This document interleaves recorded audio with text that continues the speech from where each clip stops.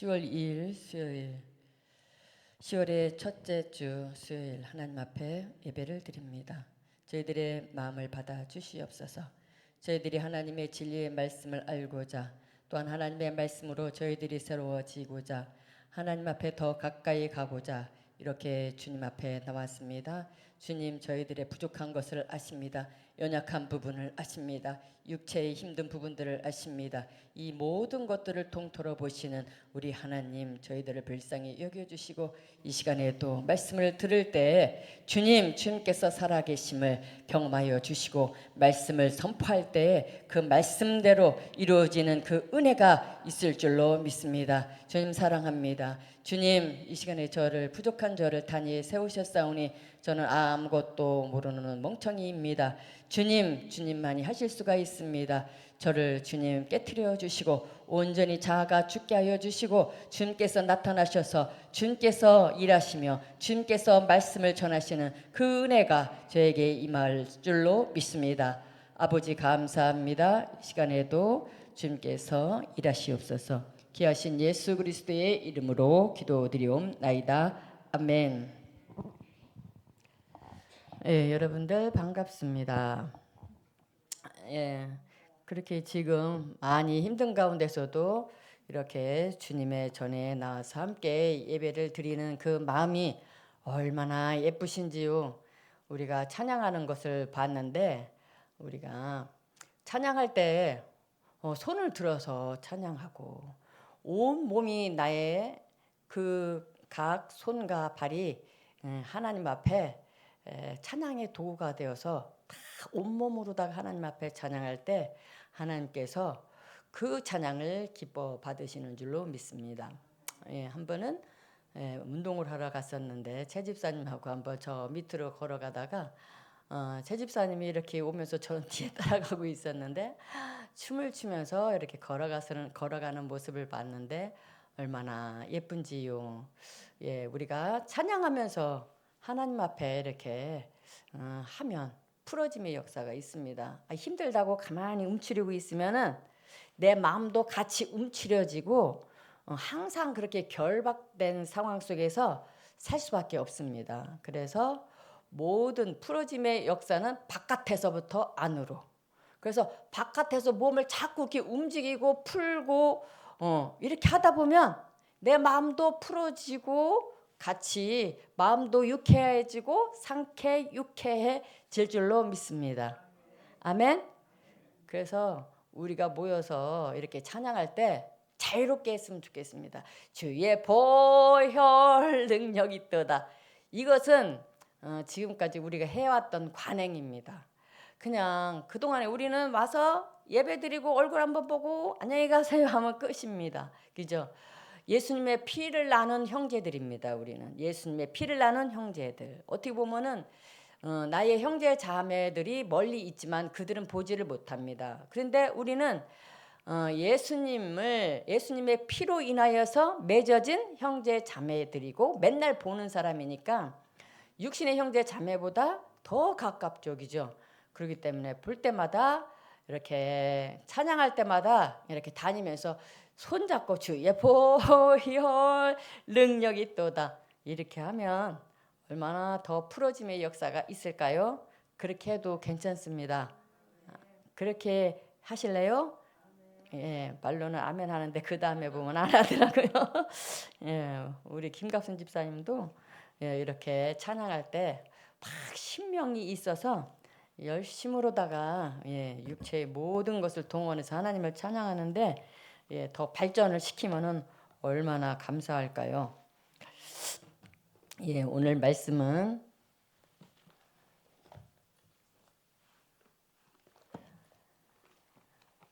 다니엘서 4장입니다. 다니엘서 4장 29절에서 33절입니다. 다니엘서 4장 29절에서 33절.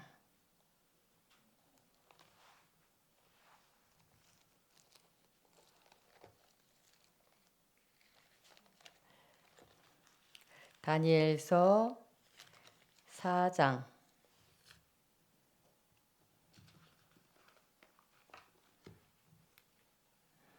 다니엘서 4장 29절에서 33절까지입니다. 다 찾으셨으면 함께 읽겠습니다.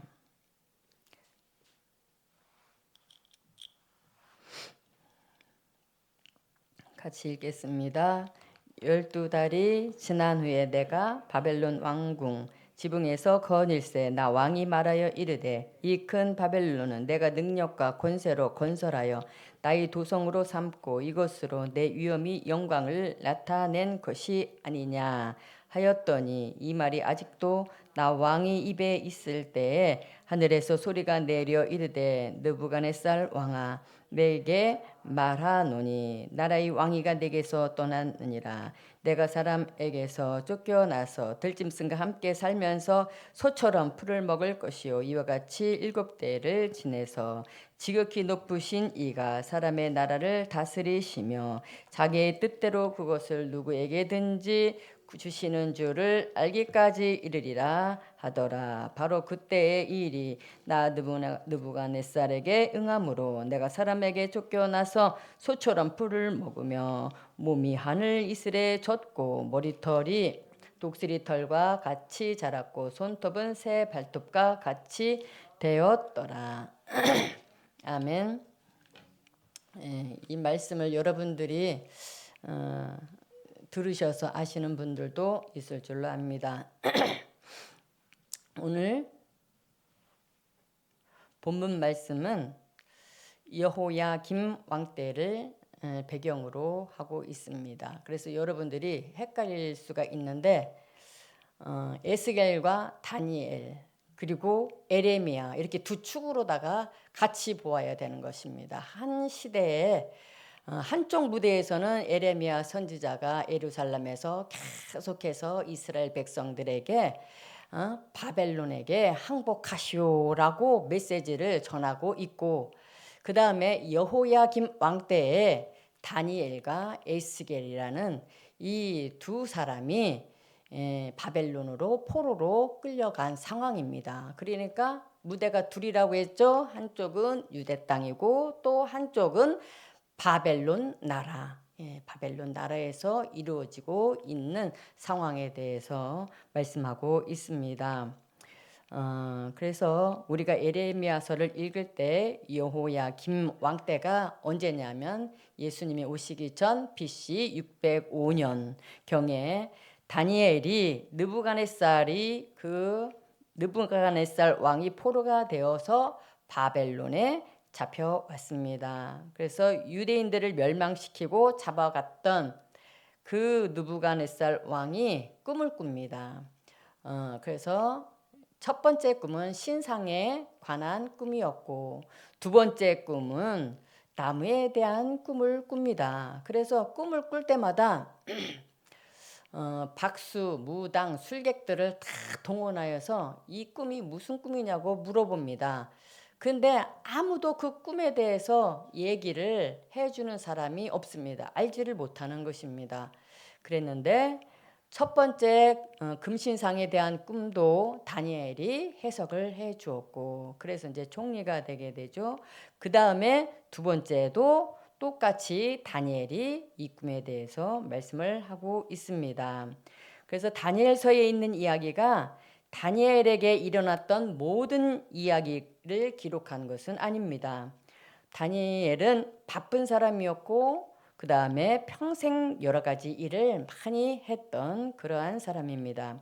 그러나 성경에 기록된 내용은 대표적인 하나님의 역사만 기록한 것입니다. 그는 어느 날 의미심장한 꿈을 꾸면서 매우 번민합니다. 이것이 오늘 본문의 말씀입니다.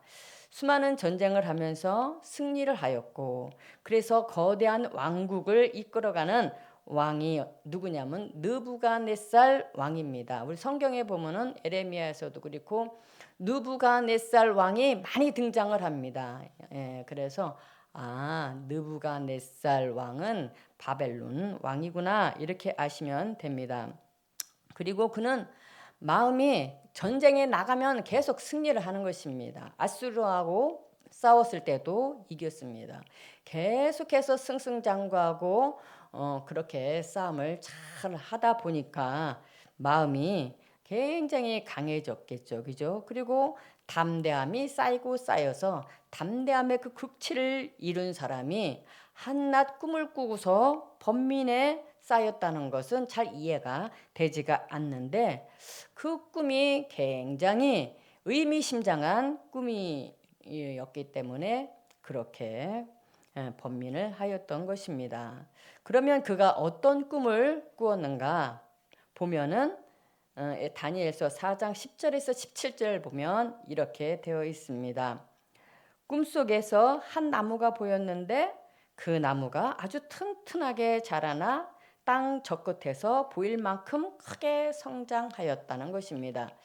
그래서 한 나무가, 꿈속에서 봤는데 한 나무가 있는데 그 나무가 어마어마하게 크다는 것입니다. 튼튼하다는 것입니다.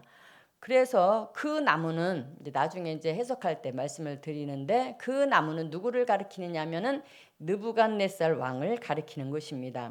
그리고 그 나무의 잎사귀는 아름답고 열매를 많이 열려서 만민이 식물이며 또 들짐승이 그 그늘에 있으며 공중에 나는 새가 가지에 깃들이고 혈기 있는 자들이 거기서 식물을 얻었다는 것입니다.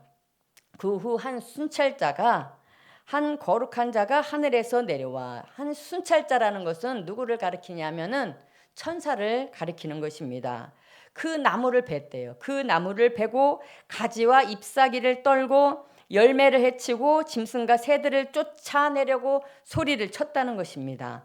그러나 그 뿌리에 구루터기를 땅에 남겨두고 철과 놋줄로 동이고 그것으로 들 청초 가운데 있게 되었으며 그것이 하늘 이슬에 젖고 짐승처럼 7대를 지나리라는 순찰자의 말씀을 들었다라는 것입니다. 그래서 그 나무를 베었긴 베었습니다. 그 나무를 베었다는 것은 잠시 그 느부갓네살 왕을 그 왕을 하지 못하게 내렸다는 것이죠. 베었는데 완전히 그 뿌리까지 뽑은 것이 아니라 그 구루터기는 남겨 놓았다는 것입니다. 그래서 그 꿈을 이렇게 들었습니다. 그래서 그 꿈에 이게 도대체 무슨 꿈인가 번민하다가 또 다니엘을 불러서 그 해석을 듣게 됩니다. 그것이 다니엘서 4장 19절입니다. 벨드사살이라 이름한 다니엘이 얼마 동안 한동안 마음이 번민하여 하는지라.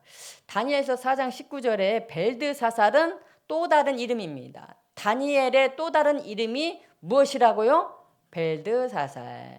그래서 보면은 우리나라 이름이 있고 일본 나라에 우리가 식민지 되었을 때 이름이 있었듯이 다니엘이 이름이 두 개입니다. 다니엘이라는 이름이 있고 또 벨드사살이라는 것은 그 바벨론 나라의 신의 이름을 본따서 또 벨드사살이라는 그 이름을 가지고 있었다라는 것입니다. 그래서 19절에 그것을 해석을 하려고 이렇게 보니까 너무나 마음이 힘든 거예요. 너무나 마음이 번민하고 힘들고 어지러워서 이것을 어떻게 얘기를 할고 이렇게 했다는 것입니다. 다니엘이 놀라고 번민한 이유는 그 꿈의 메시지가 왕을 멸하겠다는 그 경고의 메시지였기 때문입니다. 그래서 이것을 얘기를 했을 때 좋은 말은 해주기가 참 좋죠. 그죠? 하나님이 당신을 축복하신다고 합니다. 하나님이 당신을 크게 쓰신다고 하십니다. 이런 얘기를 전할 때는 얼마나 기분이 좋겠어요. 그런데 그렇게 얘기를 못하고 하나님께서 당신을 멸하신다고 합니다. 이렇게 얘기를 한다면 마음이 얼마나 아프겠습니까? 힘들겠습니까? 그래서 그 꿈의 해석이 다니엘서 4장 24, 25절의 말씀입니다. 그러면서 왕이여 그 해석은 이러이러하나이다 라고 말씀합니다. 왕이여 그 해석은 곧 지극히 높으신 이가 명령하신 것이 내 주 왕에게 미칠 것입니다. 왕이 사람에게서 쫓겨나서 들짐승과 함께 살며 소처럼 풀을 먹으며 하늘 이슬에 젖을 것이요 이와 같이 7대를 지낼 것이라. 그때 지극히 높으신 이가 나라의 사람의 나라를 다스리며 자기 뜻대로 그것을 누구에게든지 주시는 줄을 아시리이다. 이렇게 해석을 합니다. 그러면서 하나님께서 당신을 멸하실 것인데 당신이 7년 동안을 짐승이 되어서 소처럼 풀을 먹으며, 그죠? 또 하늘에 이슬에 젖을 것이요. 사람같이 사람이 그 움막에나 집에 들어가서 사는 것이 아니라 짐승처럼 밖에서 그렇게 산다는 것입니다. 그래서 이것이 다니엘에게 해석한 내용은 왕에게 그대로 이루어집니다. 다니엘은 왕이 지금이 영화로운 상태에서 상상할 수도 없는 비천한 곳으로 떨어질 것을 예언을 했습니다.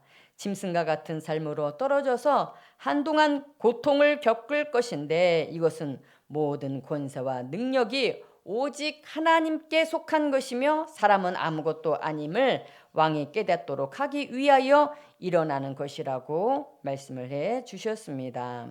26절의 말씀을 보겠습니다. 또 그들이 그 나무 뿌리에 구루터기를 남겨두라 하였은즉 하나님이 다스리시는 줄을 왕이 깨달은 후에야 왕의 나라가 견고하리이다 라고 말씀하고 있습니다. 다니엘은 하나님께서 왕을 아주 버리는 것이 아니라고 전하며 이렇게 왕이 밑바닥까지 내려가는 경험을 하는 이유는 오직 하나님만이 온 세상의 통치자라는 것을 깨닫게 하시려는 것이며 그것을 깨닫고 나면 하나님의 나라는 왕의 나라는 견고해질 것이라고 전했습니다. 바로 그 깨달음을 얻기 위해서 왕은 하나님의 다루심을 겪어야 하는 것이었습니다.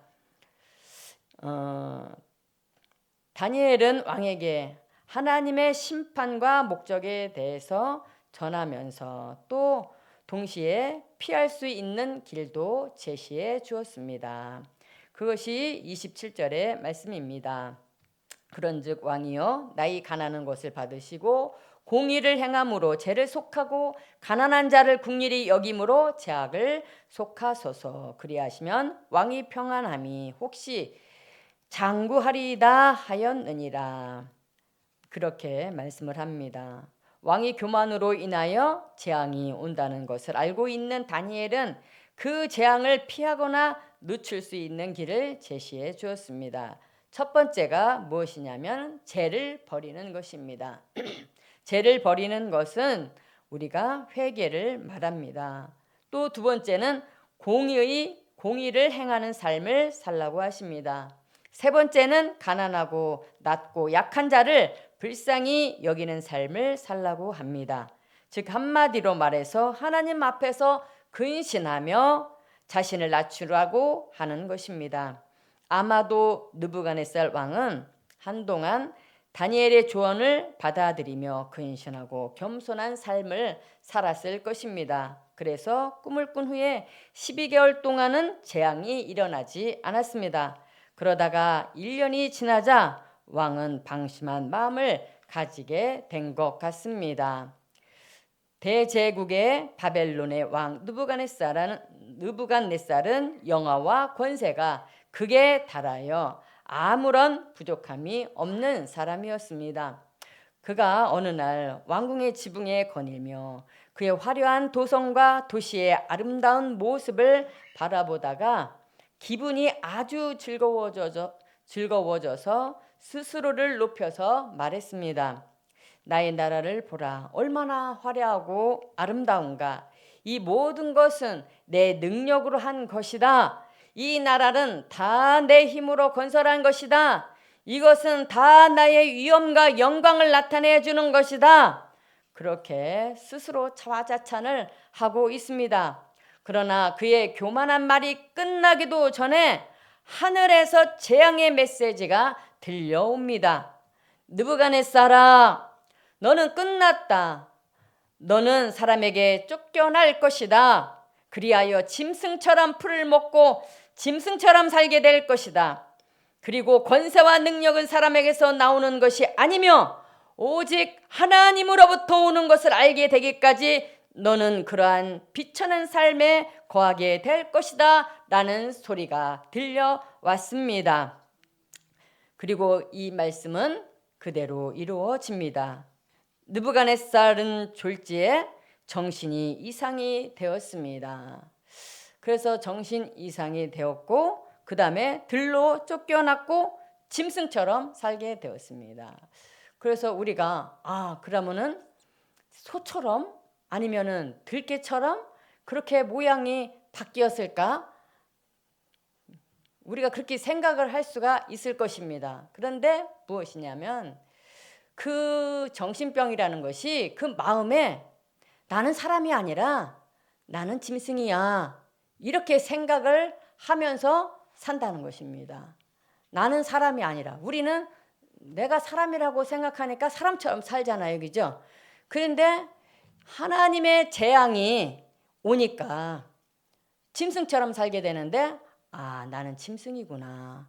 그래서 짐승하고 똑같이 그 왕궁을 지킬 수도 없고 들로 나가서 짐승처럼 이렇게 네 발로 걸으면서 짐승처럼 풀을 뜯어먹고 그렇게 7년 동안 헤매게 되었다라는 것입니다.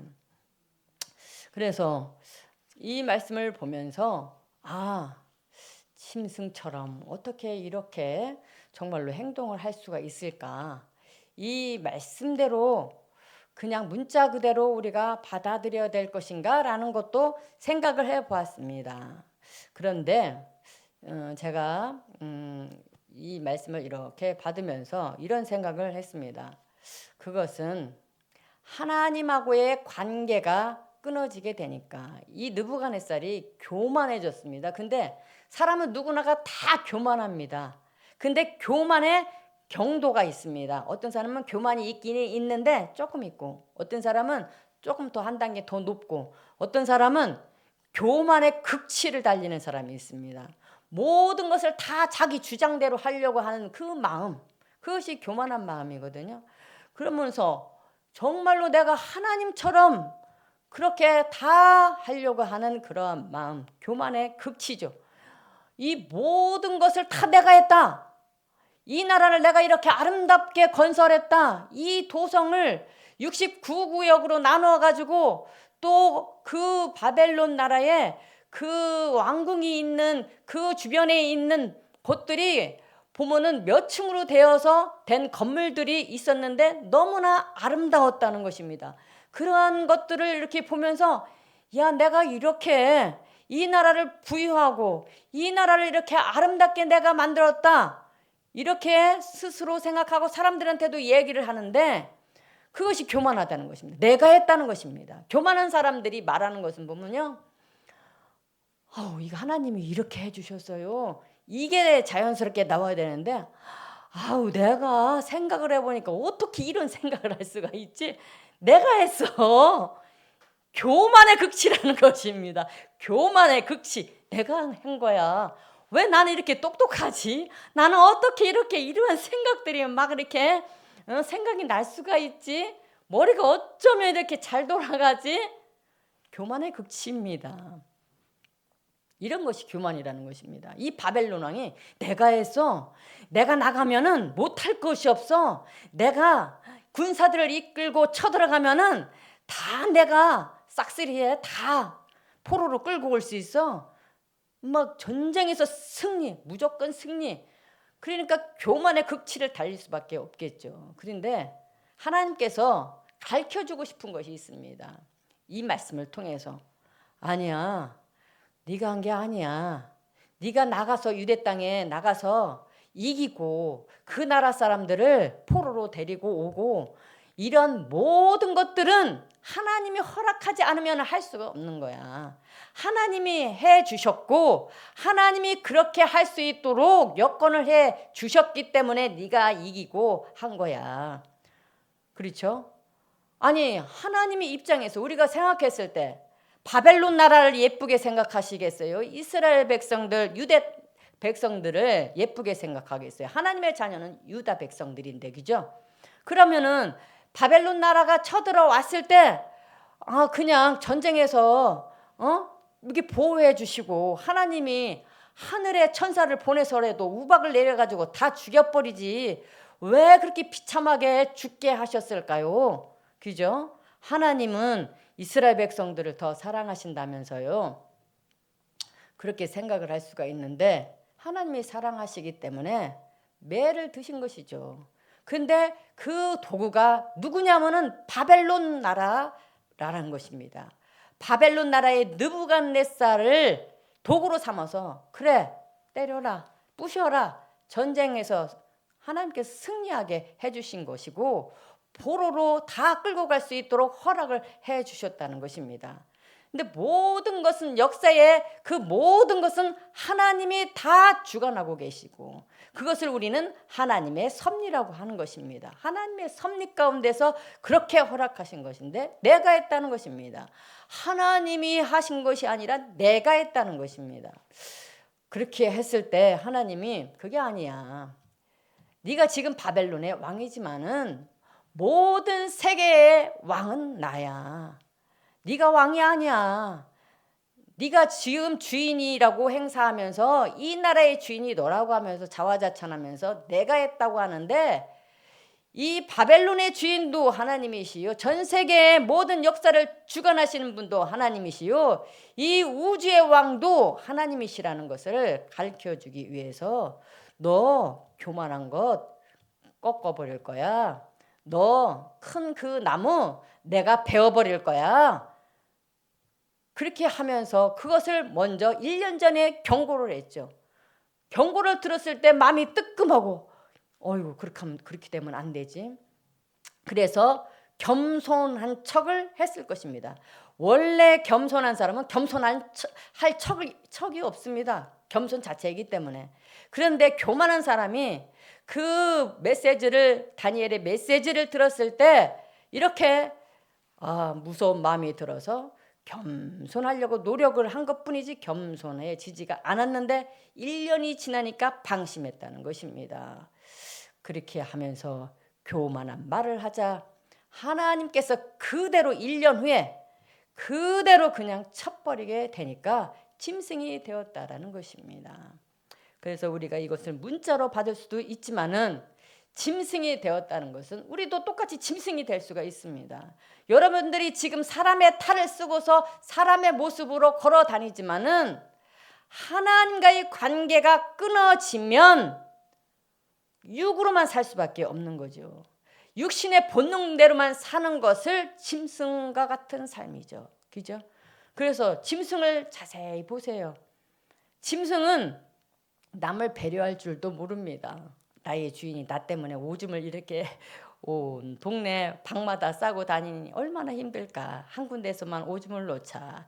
이런 생각을 한다면 짐승이겠어요. 그죠? 짐승은 그것을 알지를 못하는 거죠. 그냥 대나가나 아무데나 본능대로 냄새만 맡고 오줌을 쌉니다. 그렇게 본능대로 행동을 한다는 것입니다. 짐승은. 무엇이냐면은 먹고 싶을 때 먹고 자고 싶을 때 자고 편안하게 그냥 생활하고 감정대로 하고 싶은 대로 사는 것. 이게 바로 짐승의 삶이라는 것입니다. 하나님을 예배할 줄도 모르고 하나님을 찬양할 줄도 모르고 나를 만드시고 이 우주 만물을 만드시고 이 모든 것들을 나를 위해서 만들어주신 이 자연 만물에 대해서 만들어주신 것에 대해서 감사할 줄 모르는 그 마음이 바로 짐승과 같은 마음이라는 것입니다. 그렇게 짐승이 되어서 이 느부갓네살은 7년 동안을 그렇게 짐승과 같은 삶을 살게 됩니다. 그래서 그 다니엘이 예고한 대로 느부갓네살은 일정 기간 동안 비참한 상태에 있다가 다시 그 정신병이 회복이 됩니다.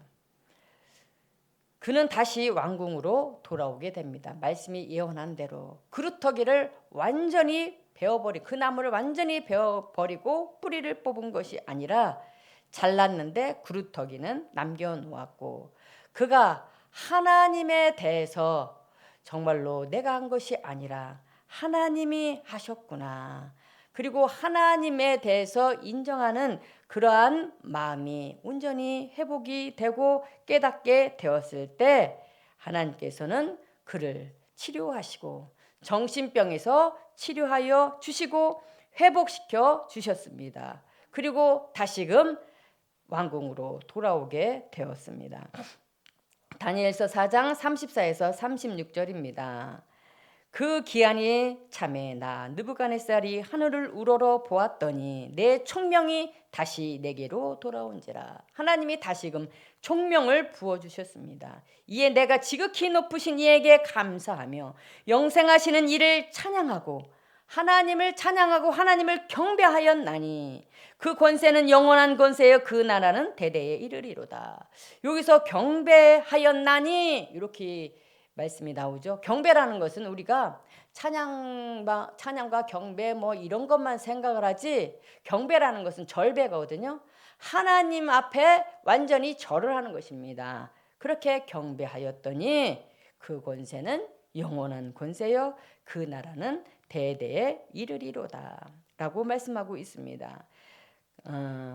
짐승만도 못한 비참한 그 상황이 끝이 났습니다. 그는 극도의 영화 속에 있다가 최악의 밑바닥 상황까지 떨어졌고 다시 극적으로 회복되어서 정상의 위치에 이르게 되었습니다. 그 모든 과정은 그가 겸손을 배우고 모든 것의 주인이 하나님이심을 배우는 과정이었습니다. 모든 것의 주인은 하나님이시다. 그래서 우리는 나의 주인은 누구십니까? 나의 주인은, 제가 한번 물어보겠습니다. 이호기 집사님, 나의 주인은 누구십니까? 나의 주인은 나입니다. 이렇게 얘기하는 사람이 있습니다. 김갑순 집사님, 나의 주인은 누구십니까? 예, 참 똑똑하십니다. 나의 주인은 내가 아니라 하나님이시라는 것을 깨달았다는 것입니다. 이렇게 느부갓네살이 깨달은 것처럼 여러분들도 그러한 깨달음이 있으시기를 원합니다. 그 모든 과정은 그가 겸손을 배우고 모든 것의 주인이 하나님이심을 배우는 과정이었다는 것입니다. 모든 풍파를 겪은 후에 그는 말합니다. 그것이 37절에 나옵니다. 그러므로 지금 나 느부갓네살은 하늘의 왕을 찬양하며, 하늘의 왕이 누구입니까? 하나님이시죠. 칭송하며 경배하노니 그의 일이 다 진실하고 그의 행하심이 의로우심으로 교만하게 하시는 자를 그가 능히 낮추심이라. 이렇게 그 왕을, 느부갓네살 왕을 완전히 낮추셨습니다. 이 한 가지 교훈을 배우기 위해서 그는 7년을 짐승처럼 살았다라는 것입니다. 그가 애초에 자기가 가진 모든 것으로 인하여 자기를 높이지 않았으면 그러한 고통을 겪을 이유가 없었을 것입니다. 느부갓네살 왕이 입으로 잘난 척하며 자신을 높이는 바로 그 순간 그의 재앙이 시작되었다는 것을 우리는 기억해야 합니다. 우리는 살아가면서 나 자신을 높이고 잘난 척하는 이들을 많이 볼 수 있습니다. 우리는 그러한 이들을 하나님이 결코 기뻐하지 않으시며 그러한 이들에게는 심판이 기다리고 있다는 사실을 명심해야 될 것으로 압니다.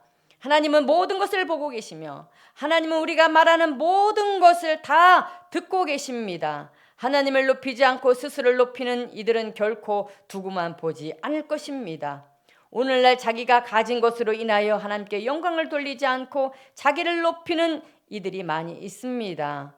외모의 아름다움을 자랑하며 몸매의 아름다움을 자랑하며 집안에 대해서도 자랑하고 심지어 친구에 대해서 나는 이런 친구를 가지고 있다라고 자랑하며 머리가 똑똑함을 자랑하며 학벌을 자랑하며 자기의 말 잘하는 것을 자랑하며 내가 가진 것이 많고 부자라는 것을 자랑하며 이렇게 자신에 대해서 나는 이렇게 나의 존재가 대단한 사람이라고 말을 하고 자랑을 하는 자들, 이것이 바로 교만한 사람들입니다. 그것은 어리석고 악한 것입니다.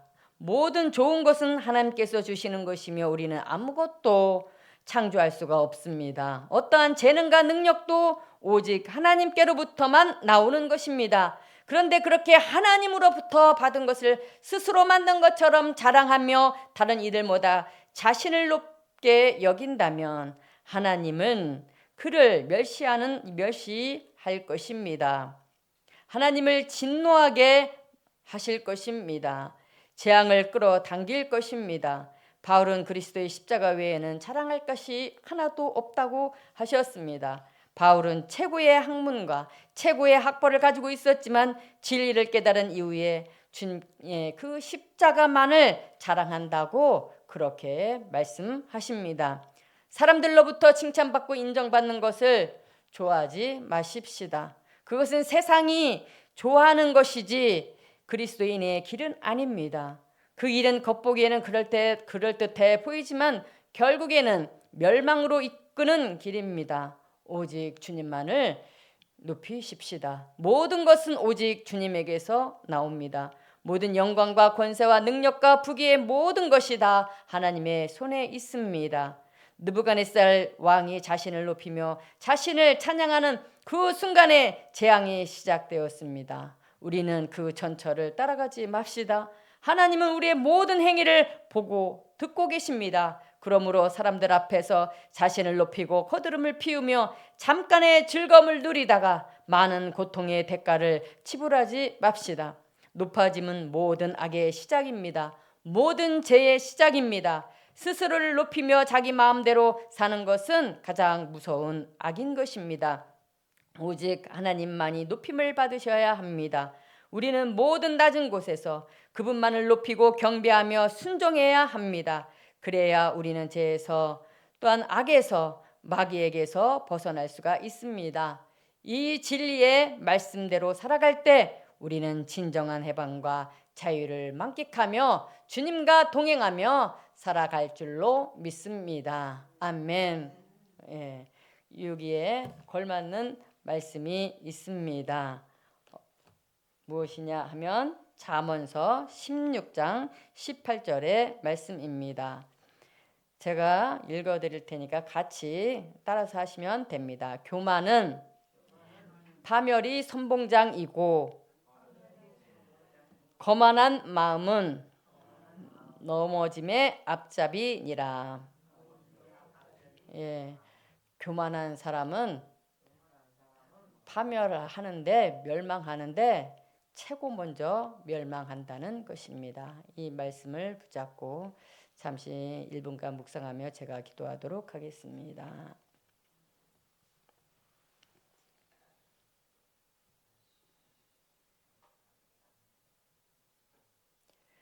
사랑의 하나님 아버지 감사합니다. 교만은 파멸의 선봉장이라고 합니다. 거만한 마음은 넘어짐의 앞잡이라고 주님 말씀하셨습니다.